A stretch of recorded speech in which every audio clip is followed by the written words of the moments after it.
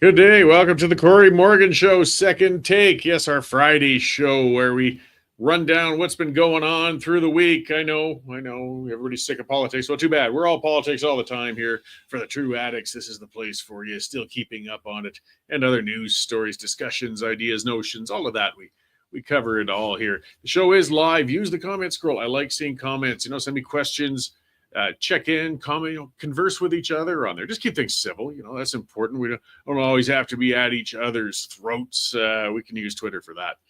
I got a couple of good guests coming up in a little bit. Former MLA Rick Strankman. He was with the Wild Rose Party. I've known Rick a long time. Folks might remember he kind of got his political start way back during the battles with the wheat pool, because Rick was a farmer. And it used to be illegal for a farmer to dare sell any of their grain to where they chose. They had to sell it to the wheat pool. And him and some other farmers took a couple of sacks of grain across the border down by Sweetgrass. Seems to be the place for that sort of thing. And got themselves arrested. That's what it took to break the stranglehold of the wheat pool. Well, you might remember a story that we had on the Western Standard recently. A man he ran afoul of the chicken collective, the supply management cartel.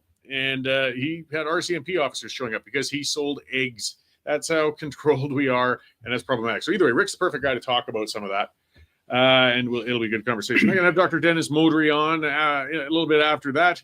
He's with the Alberta Prosperity Project. He's also an interesting character in general. I mean, he performed the first heart transplant in Alberta history quite some time ago. But we're going to be talking about Western independence and those sorts of subjects in the Alberta Prosperity Project. Because yes, Western independence sentiment is flaring, and I'm trying my hardest to make it burn because I'm just that way. All right, but let's check in and see what else is going on. We've got our news editor here in studio, Dave Naylor, and give us the rundown. What else is going on this week? Happy Friday, Cory. Yes, thank you. Yeah, spring is apparently sprung. Going to be a nice weekend. It's going to be be a beautiful 20s. weekend, yeah. I am so old that I remember interviewing Dr. Modry when he did that heart transplant. Oh, you were. And that's got to be 30 years, 40 years maybe ago. Well, whatever. And I mean, Dennis is no spring chicken either, but he's still pushing out there and getting stuff done. So no, he's quite the qualified man. So yeah, the election happened on Monday. The natural ruling party won, and yeah, I guess that's it. Nothing else going on. Okay. Well. Oh wait. Mark Carney had his first press conference as the newly elected prime minister. Just wrapped up about half an hour ago. Lots of stuff to take out of it. And what I'm going to give him credit, and what I think is a brilliant move to sort of give the big middle finger to Donald Trump and his 51st state nonsense, is that he's invited King Charles to come and deliver the speech from the throne on, I think it's May 26th or 27th.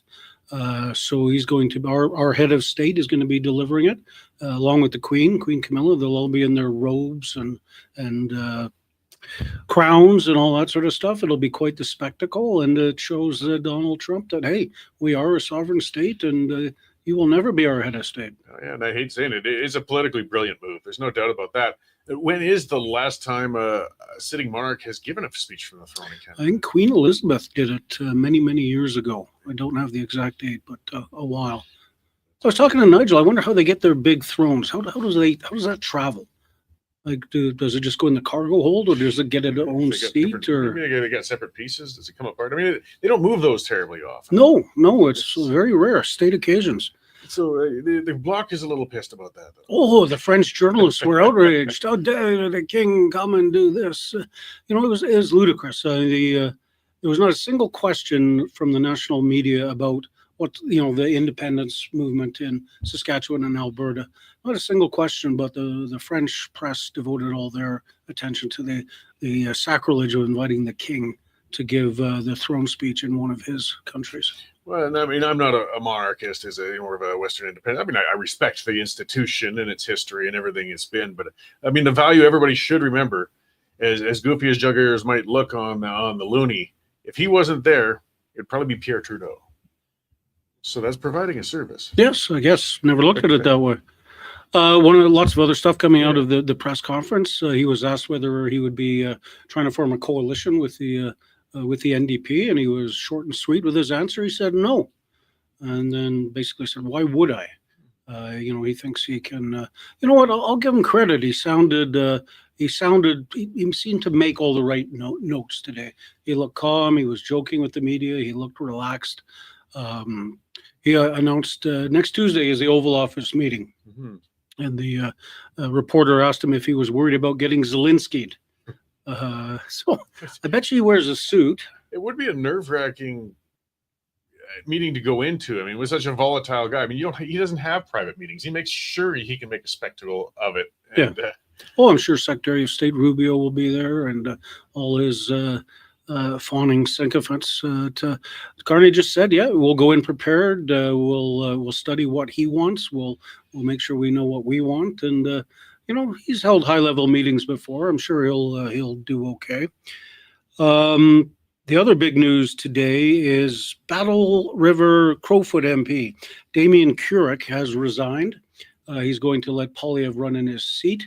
Should be a fairly safe seat. He only won by 46,026 votes on Monday.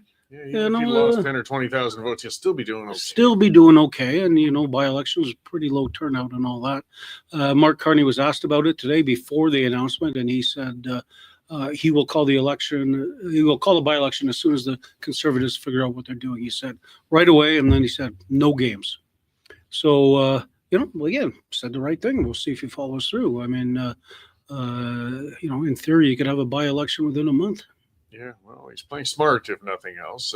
Yep. So those were the highlights, Cory. So, yeah, lots of stuff going on. The NDP and the Green Party continue to be in disarray. Green Party co-leader resigned.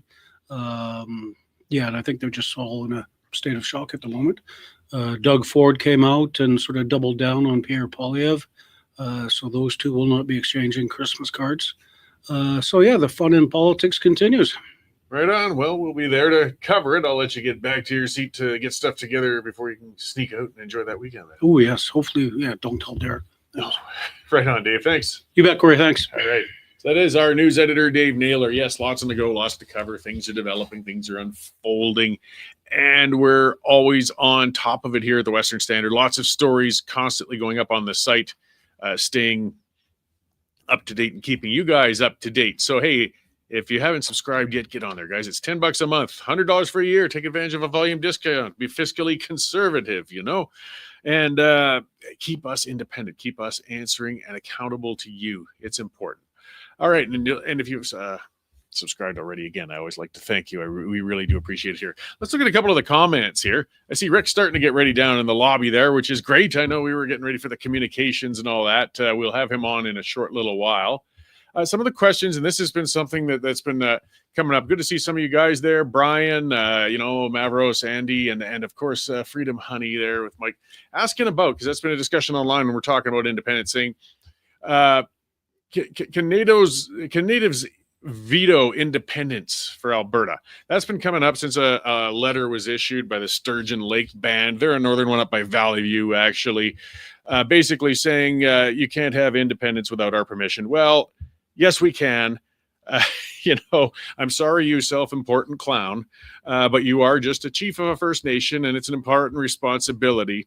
But no, you don't have veto authority over independence, nor do First Nations in general. We got to remember, we're talking about a tiny minority of Alberta citizens. They have the right to participate in the process, to vote, to be a part of the referenda like anybody else.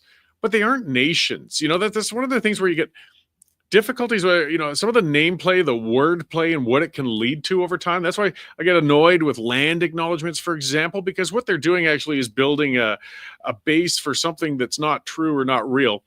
And when we change things from, we changed from Indians to natives. Okay, that's fine. Maybe, it was a misnomer because they were talking about India, and went to natives to First Nations, Indigenous. It's all over the map now. Well, First Nations, see, there's where you start getting the problems. We start pretending that these are all a bunch of sovereign little nations. They aren't. They're the creations of treaties and past negotiations. There's a special status. They're not quite like a municipality, absolutely. And there is constitutional mention of them. But we always got to keep remembering, people redefine things. They keep saying consult. And that's true. They should be consulted.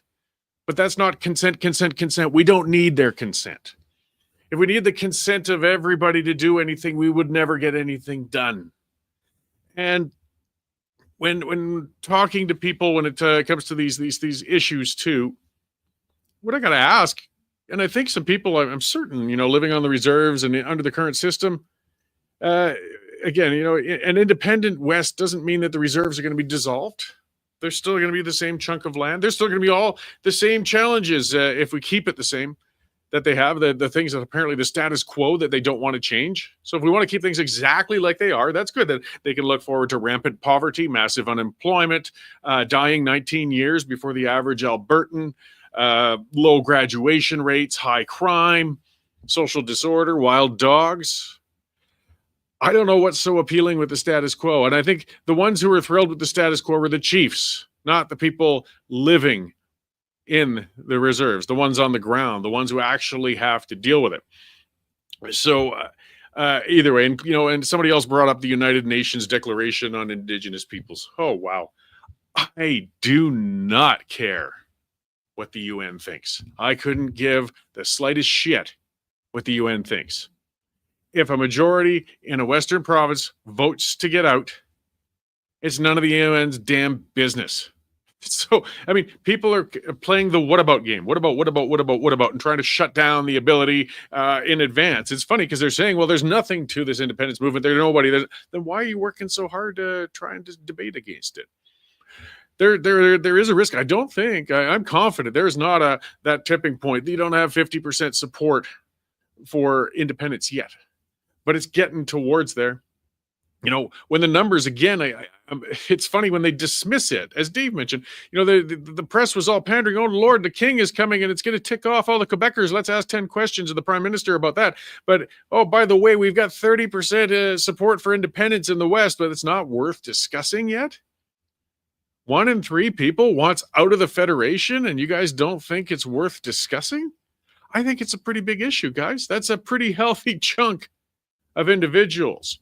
Again, nations have split, starting from a seed much smaller than that. 30% is a pretty good base to start with. Now, we got to watch it. Again, I've been talking about that online in other areas.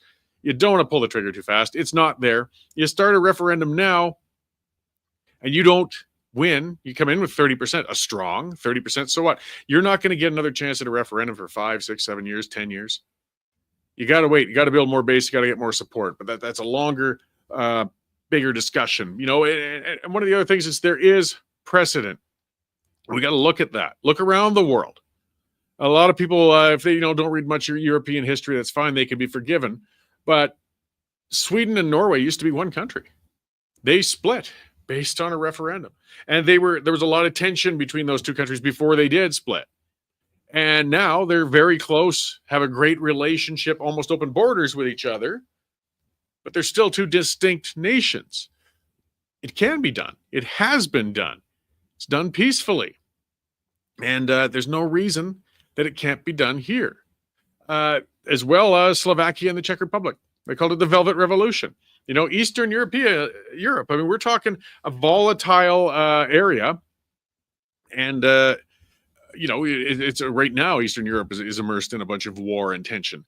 And still Slovakia and the Czech Republic managed to part ways and remain peaceful, and they're doing okay right now. So, no, it's been done. It can be done, and it will be done. Kenzie Kraken, a commenter, said, do you know Stephen Carson, a political strategist in Edmonton? He vowed to fight hard against Alberta independence. I don't. If you're thinking about Stephen Carter, he's based out of Alberta, unless he moved. And he is a political strategist, and he's an ass clown. And he was Nenchi's campaign manager and Gondek's campaign manager. And he's ushered in a lot of real winners for us. Alison Redford. He tends to get fired from almost all of them as well. Now, he is a smart strategist. You got to grant him that, and he gets things done. And sure, he'll fight independence, but all he's looking for is another job. Somebody toss me money so I can campaign against something. They're going to fight it, but that's fine. That's what it's about. It's democracy. Let's get the job done. All right. Well, I see Rick kind of back and forth in there. Let's see if we can bring him into the feed and have a conversation about some things. Are you hearing me all right there, Rick?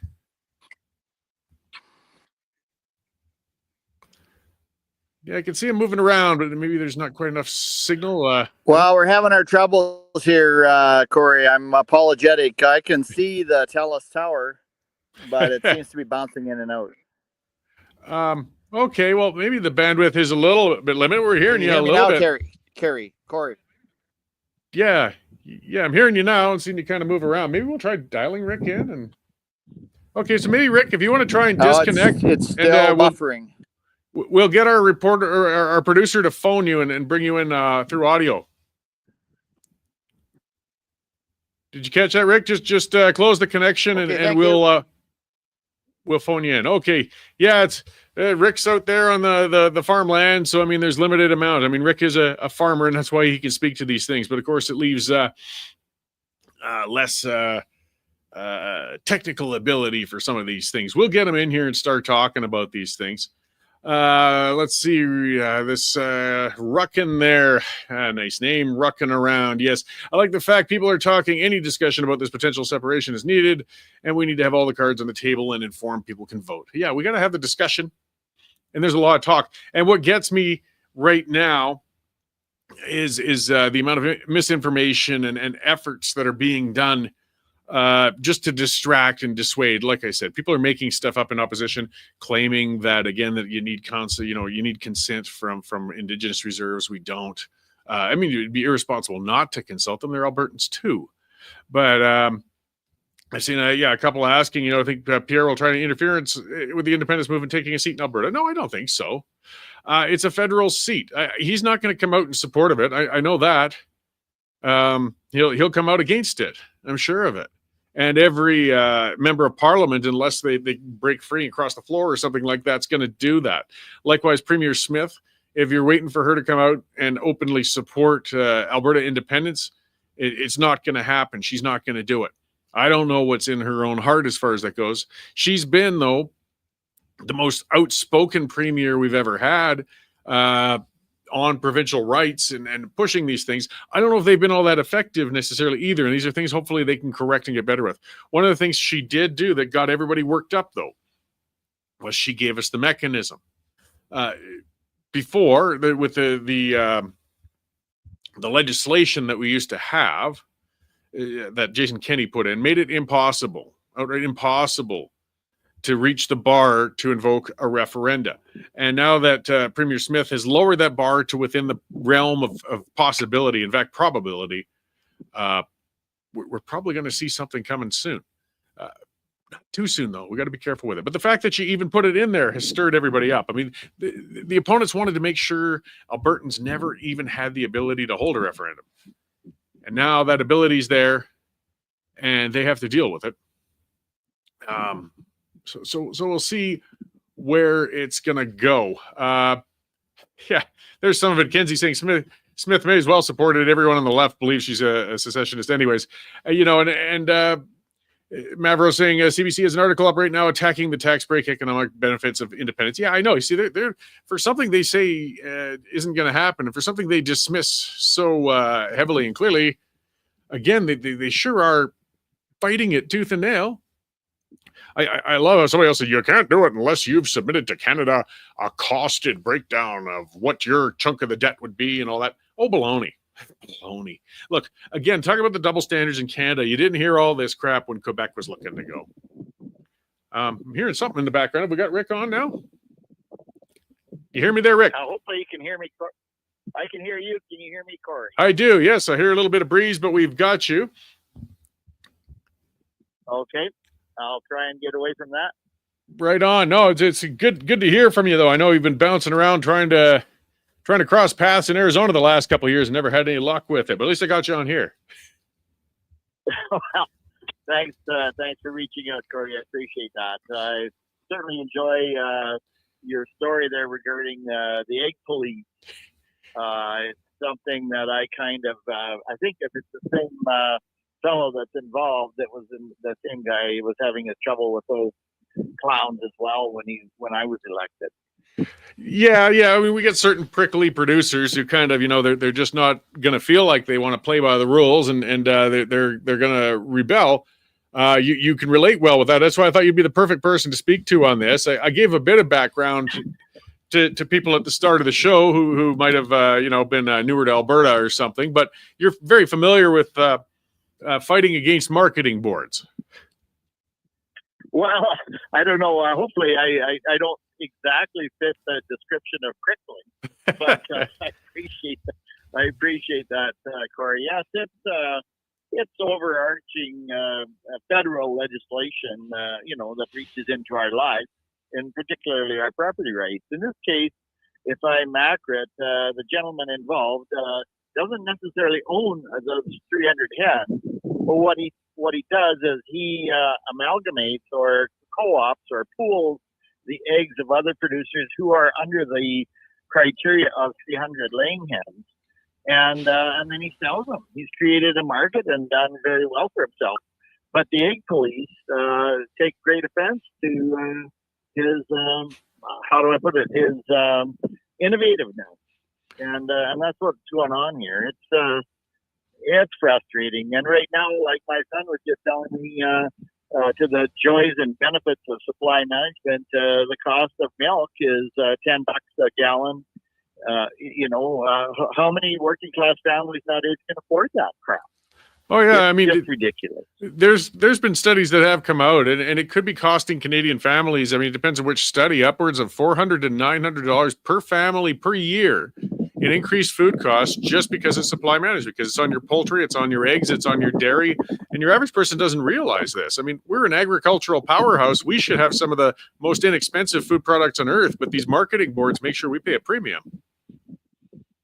Well, and that's some of the problem with our good friends to the south. They're aware of that 258% or almost 300% possibly. I don't know the accurate numbers of tariffs on the importation of cheese and our dairy products into Canada, and a lot of that is held again with the supply management producers of Quebec and Ontario, which dictate to us in the prairies. And a lot of the supply management producers believe that they come from some high moral ground, saying, oh, well, we're protecting our producers. Well, yeah, you're not necessarily if you're giving them false incentives, and you're destroying a lot of the, as you're saying, the family units, because they simply can't afford their product. It's overpriced. Yeah, well, and your battle was with the wheat board. I mean, essentially, it was illegal for grain producers to sell to anybody but one board, and you ended up getting charged because you purposely sold outside of that. The old arguments are the same though with supply management today. They're just saying that these farms will disappear and the market will be destroyed if we don't have these market control mechanisms. When the wheat board went away, wheat farmers didn't disappear, did they? Well, in fact, right now, I think there's more action. Certainly, if it would be reflected in land prices, I don't know what's all going on there. Whether they're, or maybe they're all excited to be farming for Carney or farming for Farm Credit Corporation. It seems like the money is just flowing like water in some of these situations. So, yeah, it's a paradigm that. There's not people marching in the streets to get the wheat board back. That's for sure. No, but part of the problem was too, and I mean, you dealt with that. There weren't people marching in the streets exactly to get rid of those boards either, because your average citizen, most people live urban and they don't even realize these boards exist. It took actions like yourself or even the Eggman down south, perhaps, to bring it into the news and help people understand the ridiculousness of this system. Yeah, you're right, Cory. I can't singularly take all the credit. We called ourselves a dirty dozen, although there were 13 of us that went to jail in Lethbridge back in 2002. And we did our free market expedition into the U.S. in 95, 96. Cory, it's coming around to 30 years ago. A lot of people don't even, aren't that old. Maybe a lot of the consumers, or recognize when they're drinking craft beer. Even when I was back elected, we were on a train ride in south of Stettler, and Jason Kenney, then running for the leadership of the party, the UCP, was holding the craft beer in his hand, and he says, well, I didn't see that much change as a result of the change to the wheat board, Rick. And I said, well, You're holding it right in your hand there, sir. He didn't even know. Even though he had voted on the policy, I saw him vote in the House of Commons. We were there that day that Mr. Harper changed the law. And some of those guys, that close to it, didn't understand the consequences or the effects of what they had done. It's subliminal. You're exactly right, Cory. It's a subliminal thing, and and it takes somebody to stand up like the gent from Southern Alberta there, and hopefully, your listeners might be interested to know, if you were to go to the Egg Police Marketing Board office in Edmonton, there, the whole room, the whole board table, and the lighting assembly above it is in a giant oval, the shape of an egg. Like there's no overboard crap going on there. Like farmers and producers or consumers actually would appreciate just the commercial price on eggs rather than having all this bureaucracy. Yeah, and I mean, it just strangles creative and smaller operators. The craft brewery example you gave was perfect. I remember, again, with the wheat board in Saskatchewan, there was a group in a town. I can't remember, it was Smiley or Lanceman or one of the smaller towns, and they had good durum in the area, and they were actually looking to build a pasta plant and use their own wheat. They figured they could do a value-added thing with a few producers together and sell a brand of pasta. But then it was realized they'd have to sell all their product to the wheat board and then buy it back at an inflated price, or it would be illegal. So they had to abandon the idea. It's just so ridiculous on so many levels. Likewise with eggs. I mean, you're allowed 300 hens. People have to understand, at best, you're going to get 250 eggs a day. This is not a large operator. If you want to at least make it a small enterprise, you need a couple thousand birds. And it's just such an assault to freedom to say you can't do that. You're exactly right, Cory. And, when you mentioned the pasta situation, there's a similar fractionating plant in Red Deer. We've sold grain to them over the years that fractionates to separate the bran from the germ from other various parts of the product, and then sell them separately in marketing. And they had to buy their wheat from the wheat board, And the wheat right away, the wheat board wanted to know, well, what are you selling your products for? It was like, well, when that turns into any of your business, we'll send you a wire. Like it was, it's deeply frustrating. And Canadians are generally good people, but we're too complacent in some regards and unwilling to take on some of these battles. To your earlier discussion that I overheard there about independence or some assertion of our rights in Canada, similar. Yeah, well, the independent, to see how this proceeds. Yeah, the independence movement really kind of has to begin with the individual, and they got to, cases like this. I just like it because it drives home just how controlled we are. We sent RCMP officers after a man because he was selling eggs. I mean, that's absurd, but that's a reality. Well, and so much of it, I think, is based off unaccountability, Cory. Our judges are unaccountable. Look at that. We had 4 guys that, from a crowd that Jason Kenney at the time wouldn't even meet with. One of my former caucus mates went down there to see the demonstration at Coots and just about got rounded out of caucus for the fact that he just went to see what his constituents were doing.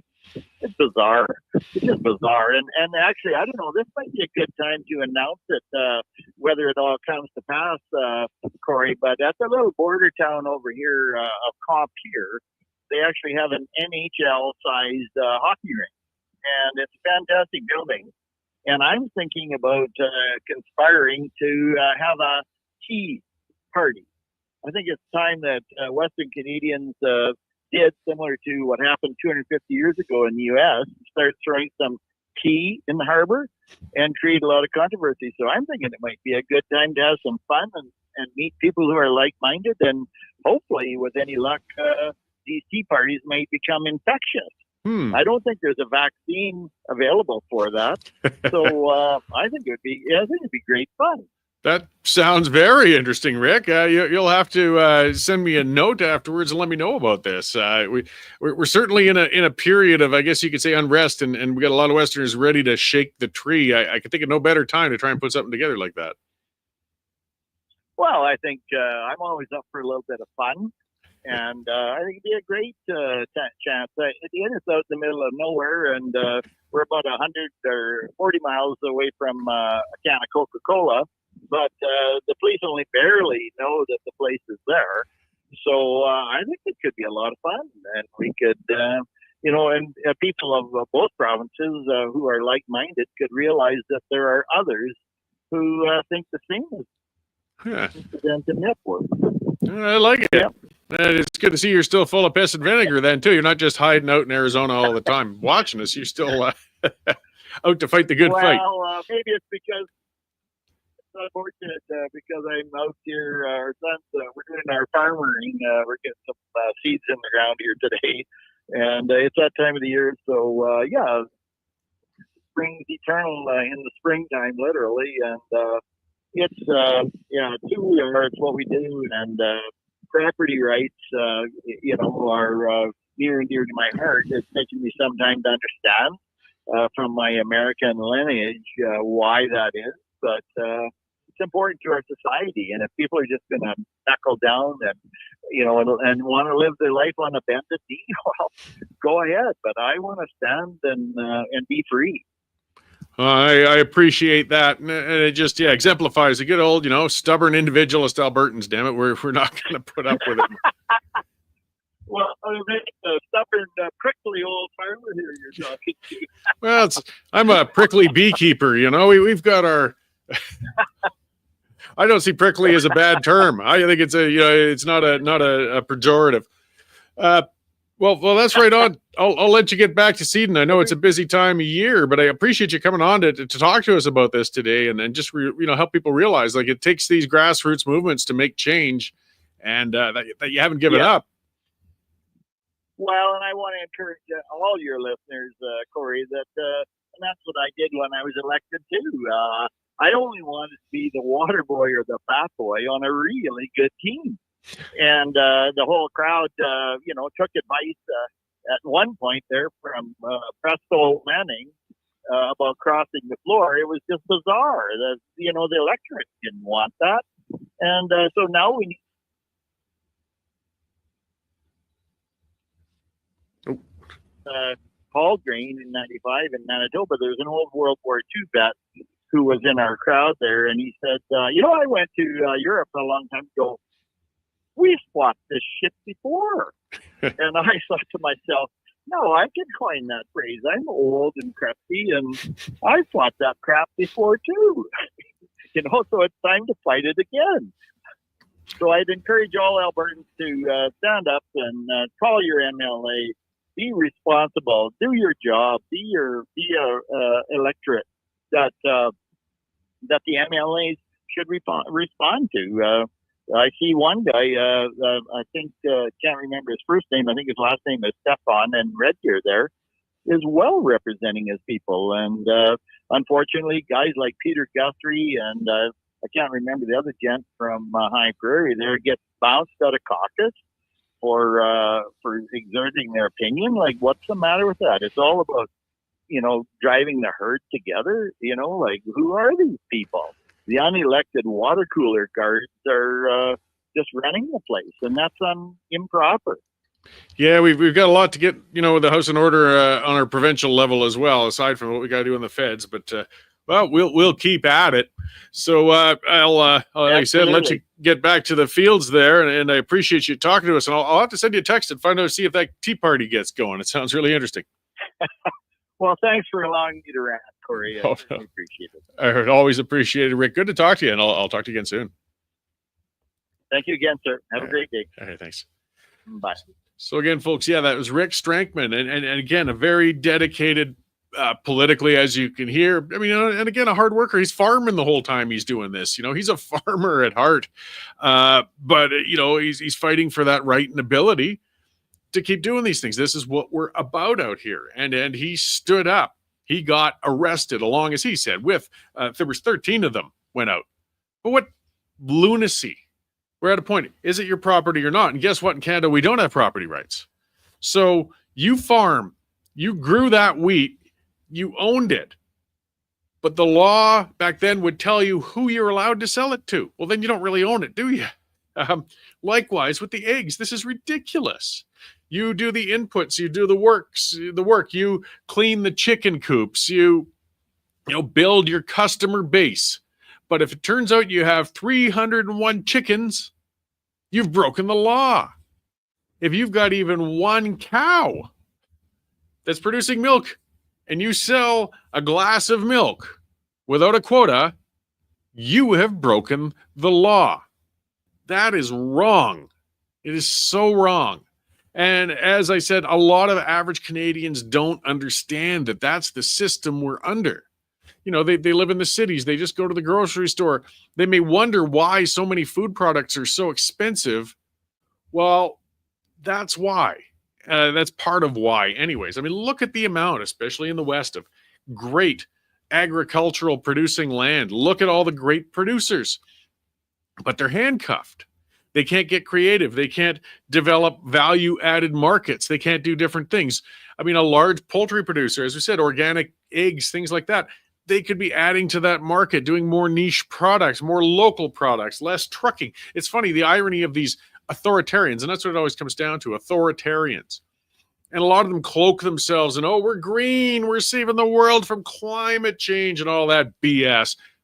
Well, you know what? If we had local food producers, smaller, more local food producers, you don't have to truck the inputs and the products out as far, do you? You can be supplying milk. You're not trucking milk from Quebec all over the place, all the way out here. You, egg-wise as well, you can be supplying local stores, local businesses, reducing the amount of movement for these goods. It's better for the environment. It's better for the local economy. It's just better all around. But that's just one facet of so many facets of authoritarianism and problems we're dealing with in Canada. And it's a big one, though. And I was really glad I could get Rick on to talk about it. Joe Lawrence, commenter, saying, Mr. Morgan, can you explain the Indigenous aspect of separating my best friend's Cree, and I'm scared to death ever to talk about it. I spoke. I don't know if you got on just recently, Joe, but I was talking about that earlier and everything, too. And, it keeps coming back to that because that seems to be the latest pushback is saying, the First Nations won't let you. Well, they don't have the ability to stop us. They aren't nations. Nations have borders, currency, self-sufficiency, taxation abilities.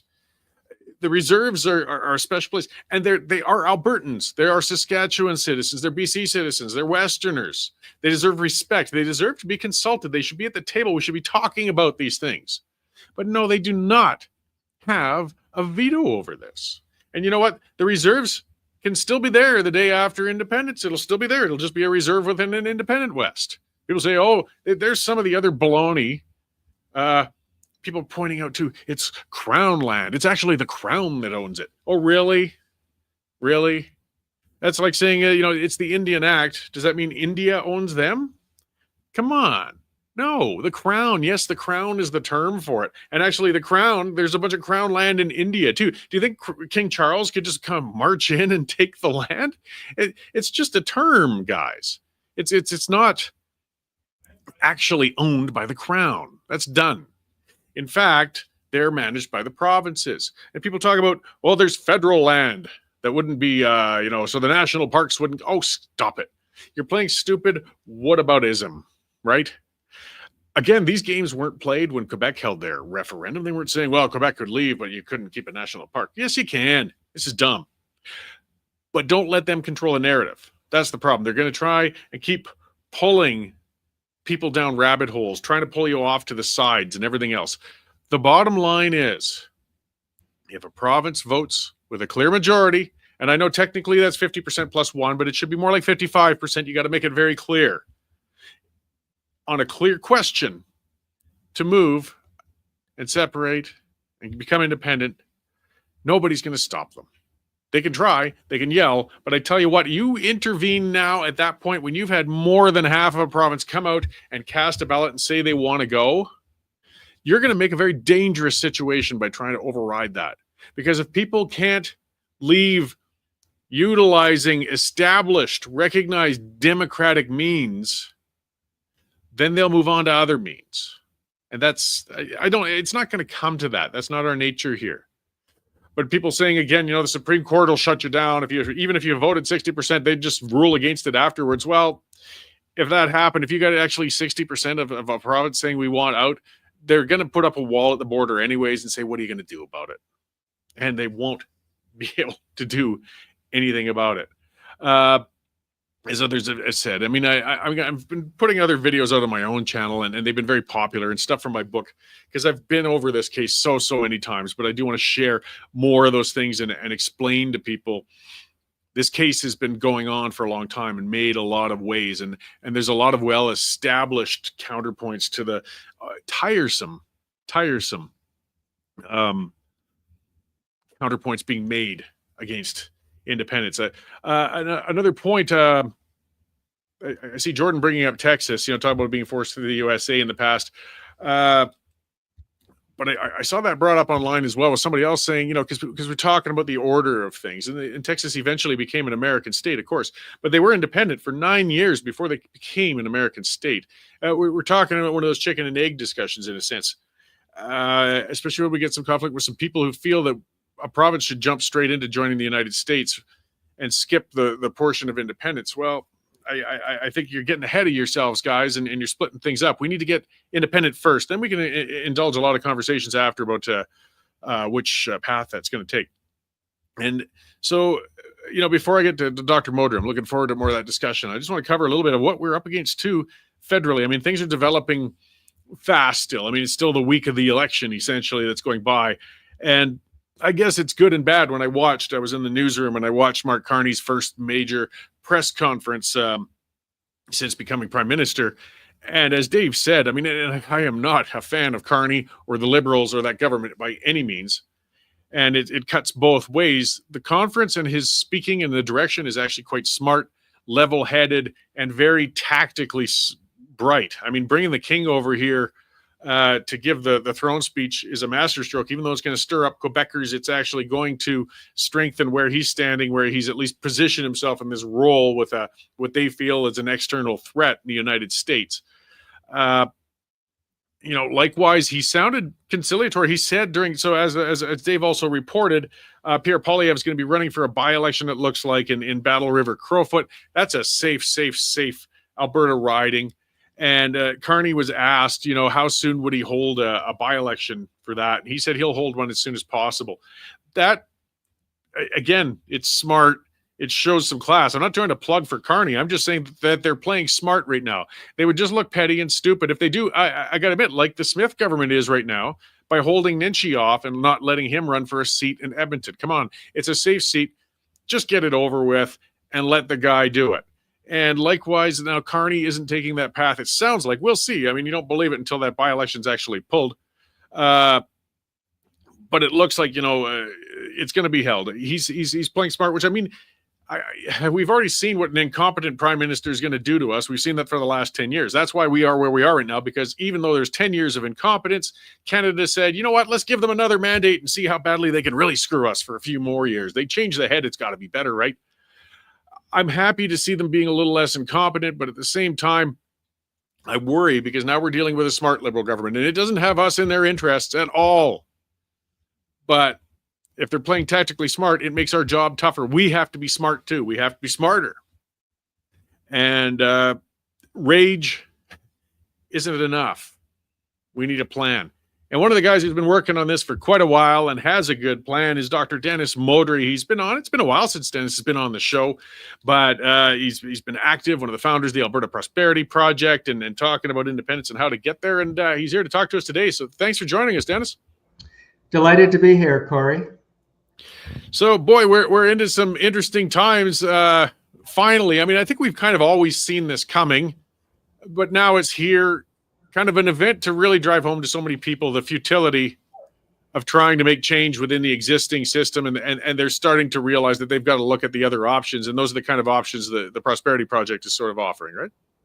Well, that's correct, and as you are well aware, Cory, we've been at this for quite some time. But just to orient your readers, the Alberta Prosperity Society is a registered society with Service Alberta that's a nonprofit, nonpartisan educational society. It has a board of directors that I chair, but the society governs the Alberta Prosperity Project, and the purpose of the Alberta Prosperity Project has been to educate Albertans on the rationale and merits of Alberta sovereignty. And the mission, of course, in terms of the petition for a referendum, is to empower the provincial government to restructure Alberta's relationship with Canada. It can't be any simpler or more straightforward. And really, what has been going on for the last few years, we've been building this. And if you go to our website, the albertaprosperityproject.com website, there's a wealth of information there that speaks to the rationale for Alberta sovereignty and what it would look like in terms of policies and governance of a sovereign Alberta. And there's also a section I think that's really quite important on the website, Cory, and it's the section entitled Frequently Asked Questions, of which there's about 71 questions that have been posed and answered. And you know, we're very excited. You know, the result of the election, of course, we were pulling for Mr. Poilievre, and we've seen that, you know, Alberta and Saskatchewan are blue and the rest of the country is red. But the election of Mr. Carney has been like pouring kerosene on the flickering flames of Alberta sovereignty, and it's really burst forth. And the number of people that have registered their intent to support the petition to force the referendum has exploded. So really, that's where we're at. Yeah, and that's something I really wanted to have you on to clarify and talk about, because you know, some people this is kind of the first time they're looking at this whole thing closely, and people are getting barraged with a number of petitions or just asking to sign up for this or sign up for that. I mean, you can only speak for the one from the Prosperity Project and Society. But that, you know, the intention, I mean, some people think almost that signing up with the petition with this APP is a step, you know, towards invoking a referendum, and that's a step towards a step in a sense, I guess. People have to realize it's joining a group and getting ready. Well, this is correct. Of course, the Citizens Initiative Act, which was passed by the Alberta government in May of 2022, permits a petition that can bring about a change to the Constitution. And the petition originally would have required 600,000 signatures gathered within 90 days, which is an impossible task.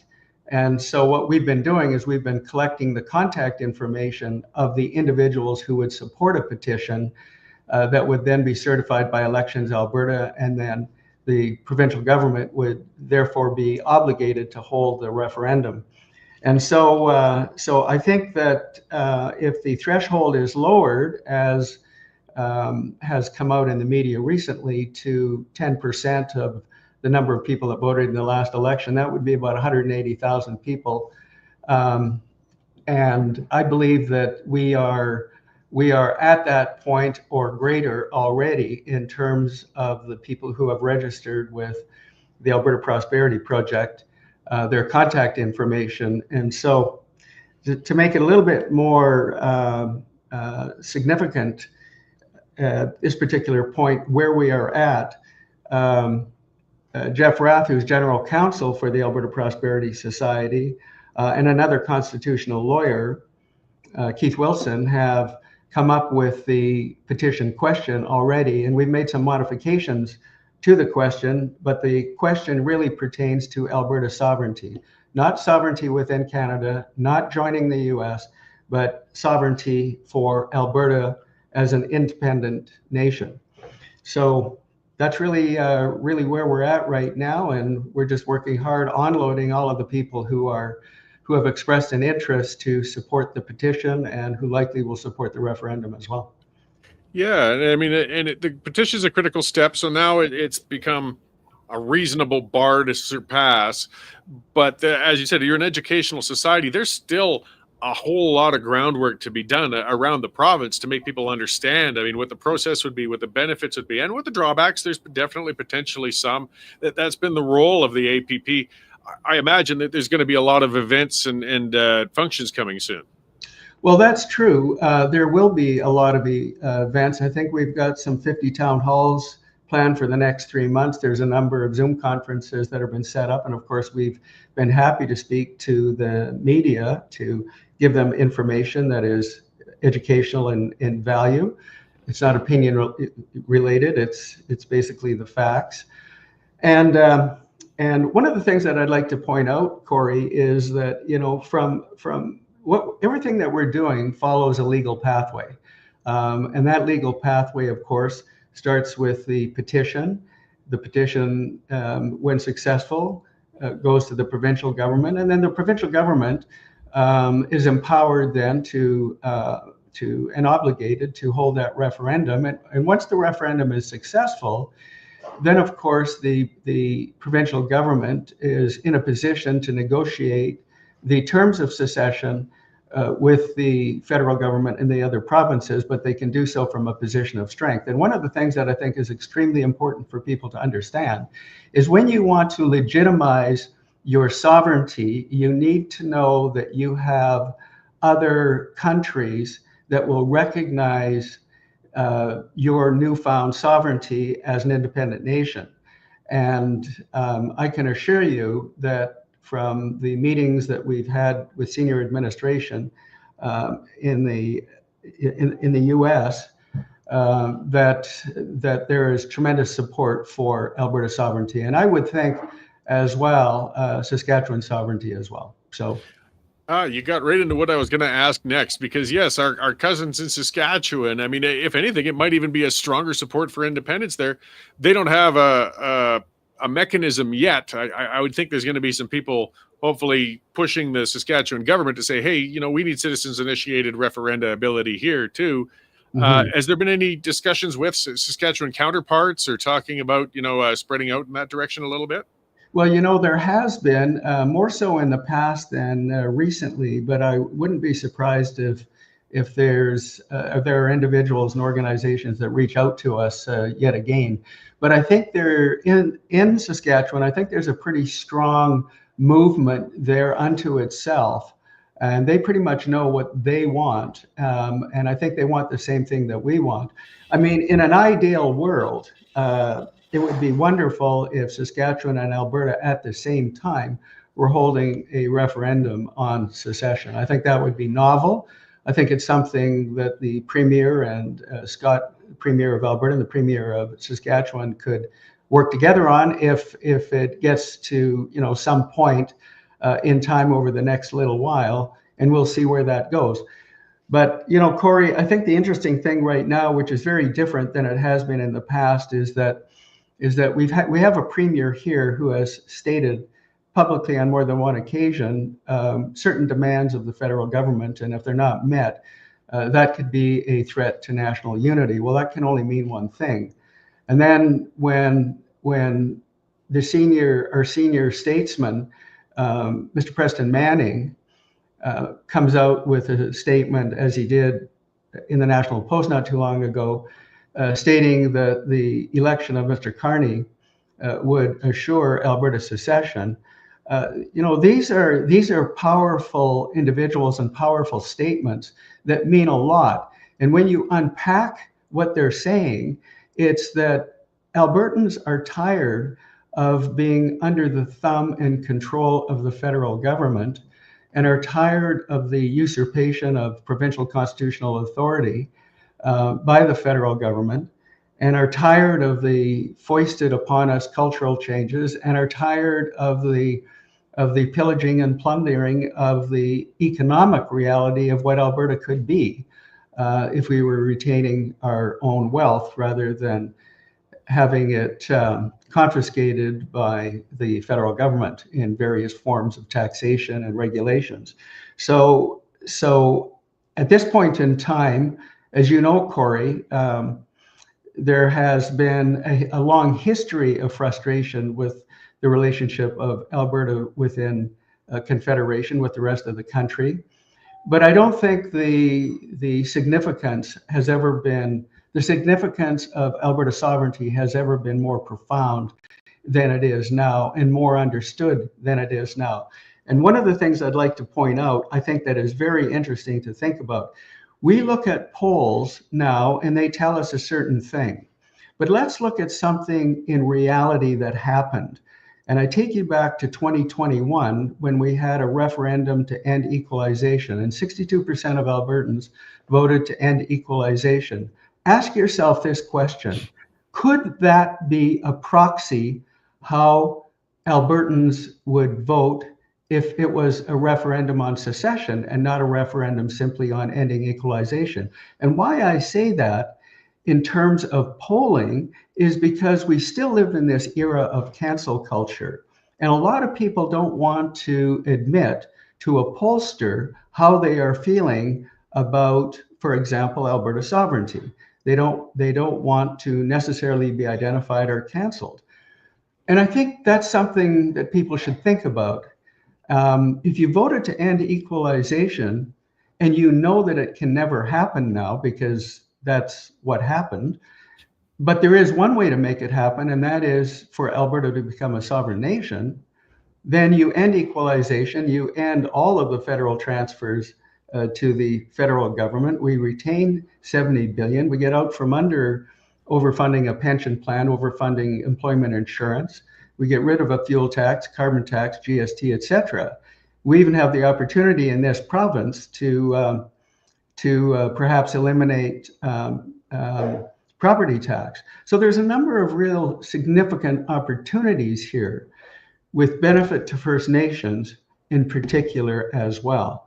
So I think that we are probably closer to Alberta secession and Saskatchewan secession than hitherto has been experienced in Alberta and Saskatchewan's history. So I want to get we'd have to get a little speculative, but looking at some of the timelines, like there's a few things that still have to happen yet. The legislation, the basically amending the past act has been put forward, but that's still got to get through the legislature.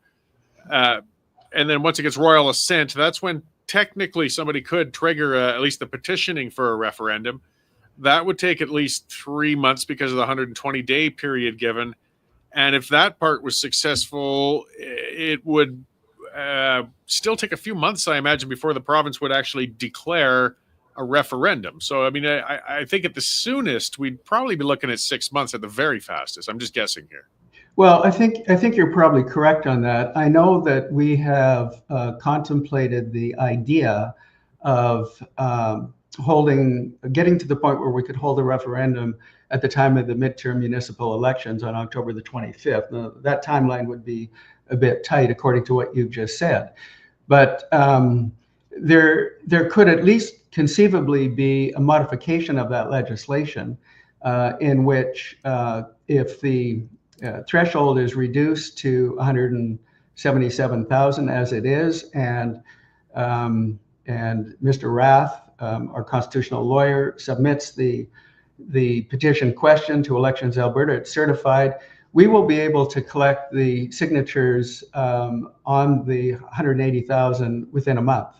And then under those circumstances, if the legislation were to say within 120 days, so in other words, it doesn't have to be 120 days, but within 120 days, then conceivably, let's just say, for example, by the end of May, we have the referenda.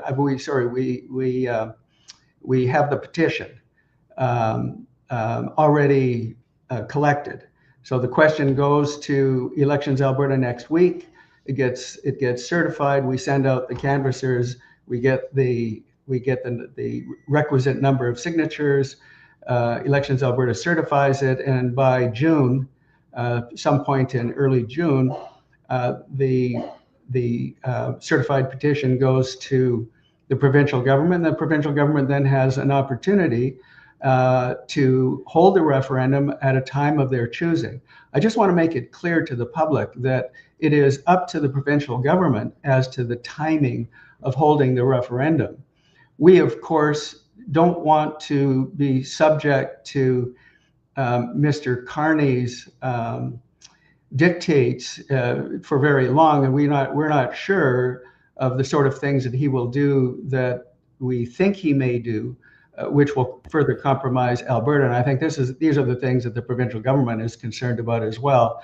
So it behooves the provincial government to contemplate as well a sooner rather than later referendum, if we're able to get the petition to them sooner rather than later.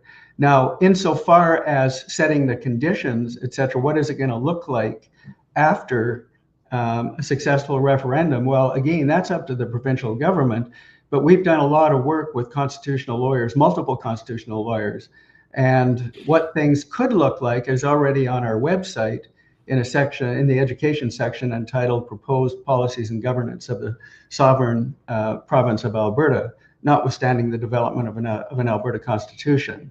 But you can just contemplate. Let's just say October the 25th referendum occurs, it's successful, and there's a plurality, and the U.S. government says, calls up the premier and says, we recognize Alberta as a sovereign nation, even before the negotiations that would be required in the context of the Clarity Act.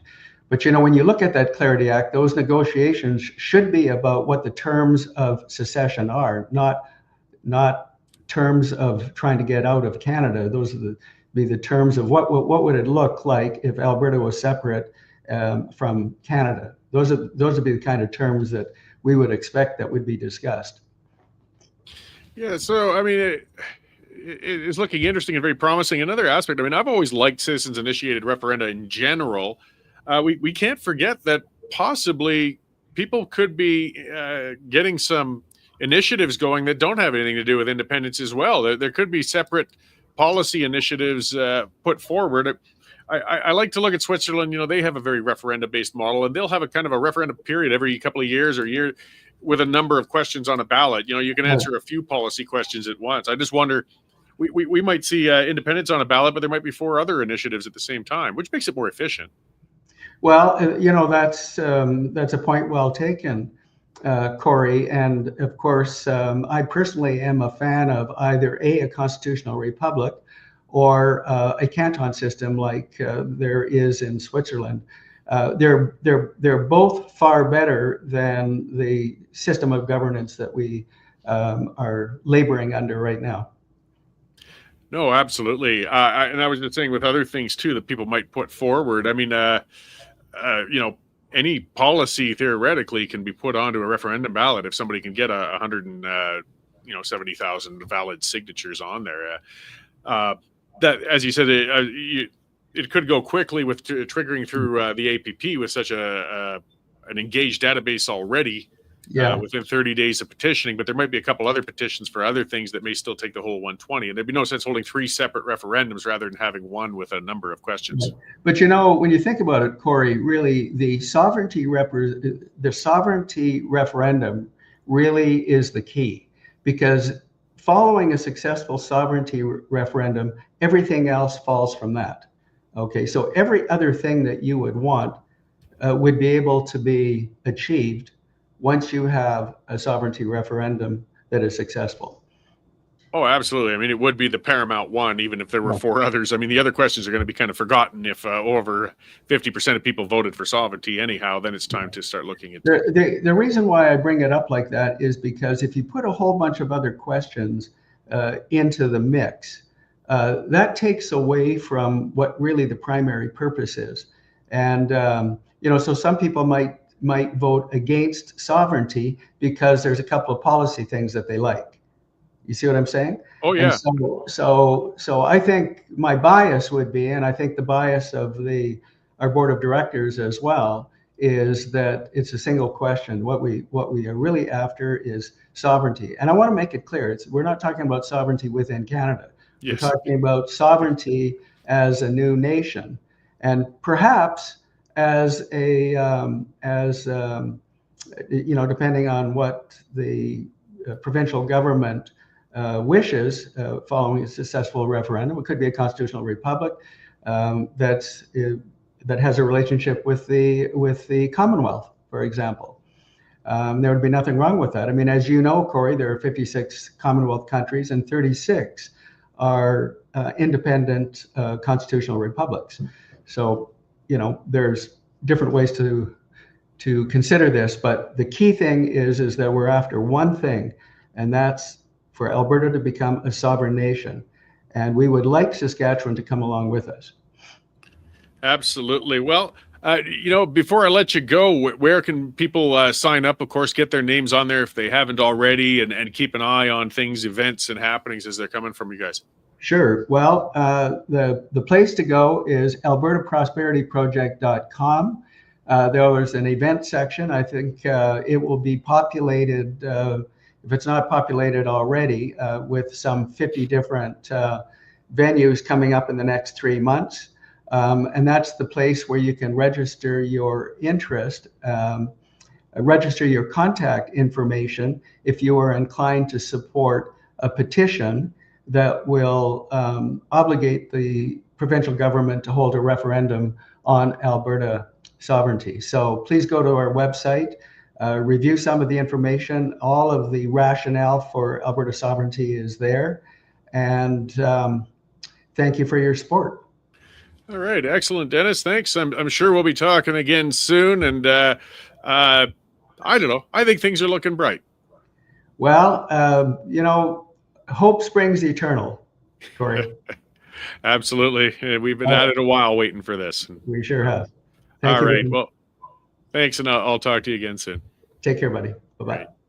So that was Dr. Dennis Modry. And yes, he's, speaking with the Alberta Prosperity Project. Check out that site, get on there. And yeah, there's more than just signing up. If you're looking, a lot of those questions, they've been working on this for years, because a lot of the questions repeat. They're common questions, and they're fair questions. They're good questions people have.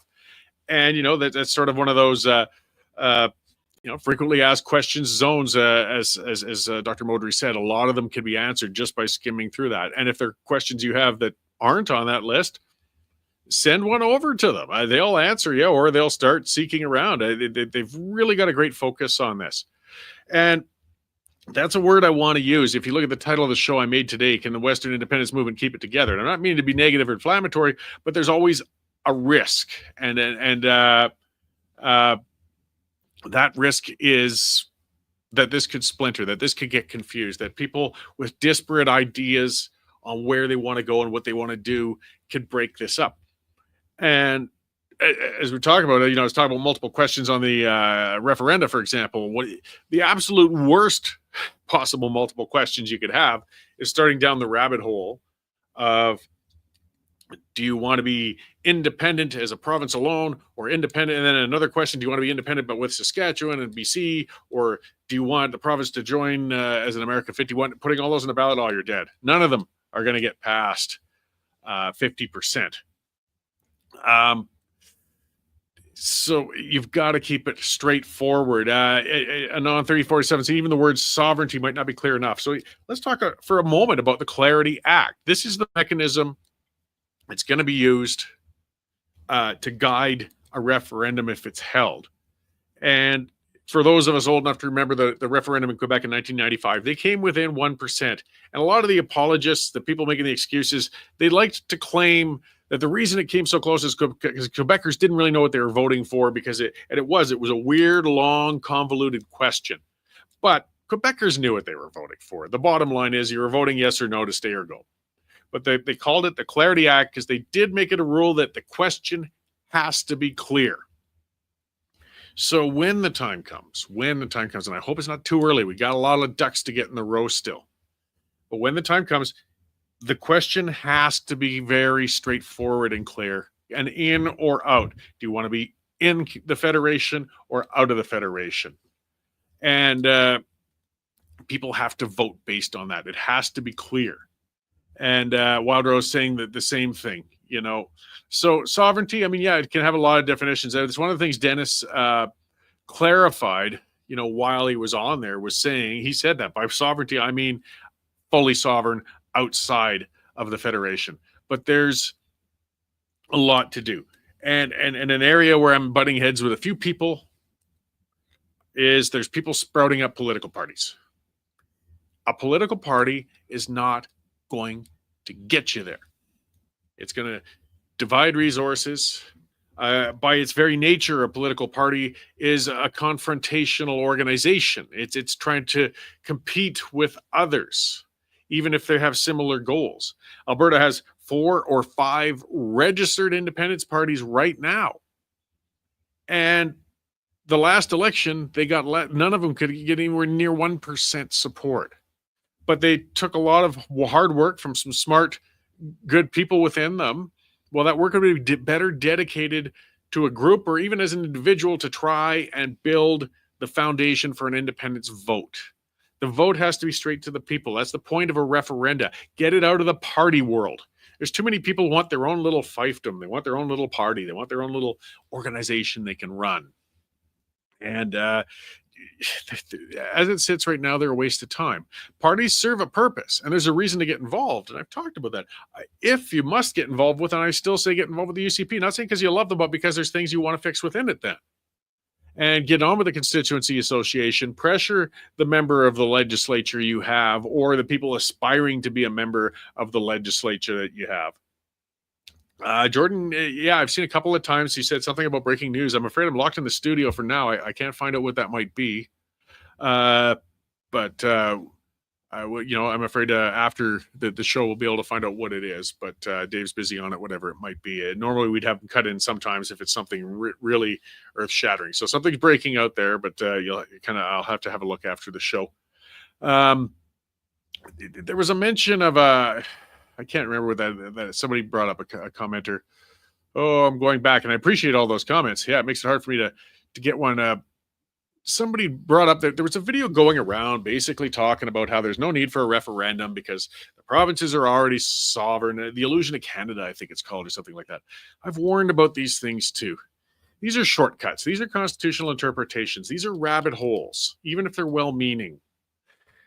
And like it or lump it, Alberta is in the Federation. Saskatchewan's in the Federations. You could split hairs about what this meant during the constitutional signings or the original Federation of Canada or whatever. The bottom line is, if you go around, even looking on the moral level, the majority of citizens feel that they are currently in the Federation. And they have to be asked if they want to leave it. There has to be through a referenda. There's no shortcut. There's no just saying we declare ourselves independent. It would be the wrong way to go. Plus, it would give the room for all of the other outside interference to come in because they're saying we're not doing it the right way. And if the majority of Albertans don't want to go, then we don't deserve to go. We have to be able to win a referendum. So again, that's what I'm talking about, sidetracking. Don't sidetrack with the parties. Don't sidetrack with the theories of unilateral declarations of independence. Referenda is plural, referendum, I know. Okay, now, pedantic. There's a word we could look up and talk about. I appreciate corrections on things here now and then, though, guys. And well, there's going to be multiple referendums or referenda held over time. That's just one of the things I was wondering with Dr. Modry, what I was talking about.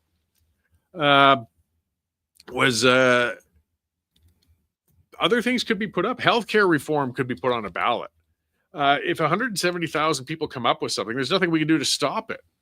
And as Dennis said, it'd be nicer to have it all on just one referendum at a time. But if 5 qualify, we could have a ballot with 5 different questions.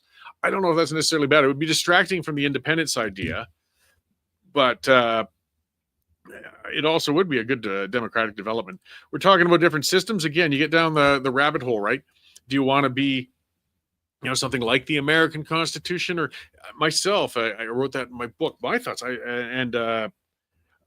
Modry mentioned that, Switzerland, the canton system, because what that does is it's a small country, but it's broken into many, many very independent cantons. They're like the version of a province, and it allows for a lot more disparity in points of view. That's the problem with Canada, is that we're huge and we're still overshadowed by a federal government that gets in our faces all over the way.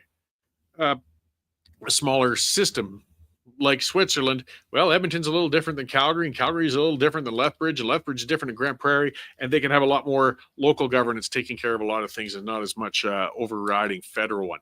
But you see, those discussions are all big, high-level things. The bottom line is first, none of all these others matter until there's a positive vote on a referenda. So be careful. We can't be pulled off, and we got to stay focused. We got to be like a laser beam on this thing, guys. It's going to take a lot of work. It's got a long way to go. And Don was saying that the breaking news was that Poilievre will be running after the resignation. Yeah, we mentioned that at the start of the show. I guess some would see it as maybe Poilievre officially announced it, but we saw the resignation. We knew that's why he was going to do with it. But yeah, there's going to be a by-election in Battle River, and then Poilievre's going to be in there. Now, when Carney calls it, who knows? But I just do want to leave you guys for the week and remind you, take care. We're going to, we got promising things, but we don't want to pull the trigger too early. The loudest voice calling for a referenda as soon as possible right now is Naheed Nenshi. It really is. Why is he doing that? Because he knows if it was held tomorrow, it would lose. The organization isn't there. The support isn't there. It's growing and it's on its way, but it's not there yet. Nenshi, whatever he might be, isn't stupid. And if a referendum was held tomorrow and 30% of people voted for it, we're not getting another one for a long, long time. So let's think carefully. Let's stay on the right road and get this thing done, guys. Okay, I'm going to let you go. Get on with the weekend. It's a beautiful one out here on the west. I hope wherever you are, the weather is good. Thank you for tuning in. I'm going to be back on Wednesday, of course, with my regular show. Be sure, subscribe to these channels, share them. Let's keep media independent. Subscribe if you haven't already so you can get past that paywall. The election's over. It helps fund our reporters, our columnists, our studio, all of that stuff. And if you want to send me further feedback or anything, X is a good spot for it, or email. Let's keep things interactive and let's make the West a better place. Thank you all, and I'll see you next week.